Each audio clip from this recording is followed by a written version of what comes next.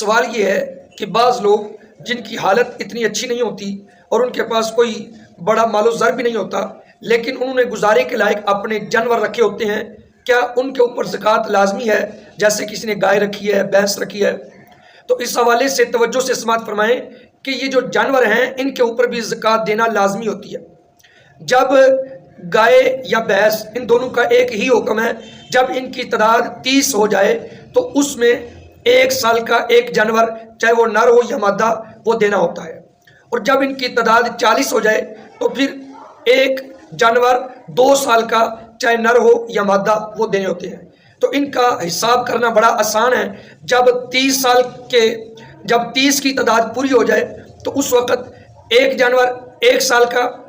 اور جب 40 کی تعداد پوری ہو جائے تو پھر ایک جانور 2 سال کا دینا لازمی ہوتا ہے۔ تو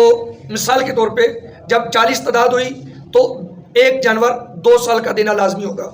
اور جب تعداد 60 ہو گئی، یعنی 30 کے 2 سے پوری ہو گئی، تو اب 2 جانور 1 سال کے دینا لازمی ہو جائیں گے، اور جب تعداد 70 ہو جائے گی تو ایک جانور 1 سال کا اور ایک جانور 2 سال کا دینا لازمی ہو جائے گا، اور جب تعداد جانوروں کی 80 ہو جائے گی تو ان پہ 2 جانور 2 سال کے دینے لازمی ہو جائیں گے۔ تو بہرحال ان میں ایک شرط یہ بھی ہے کہ یہ سائمہ ہوں، یعنی سال کا اکثر حصہ یہ باہر جنگلوں میں چر کے اپنا گزارا کرتے ہوں، یعنی مفت۔ اگر یہ نہیں ہے تو پھر ان پہ زکوٰۃ لازمی نہیں۔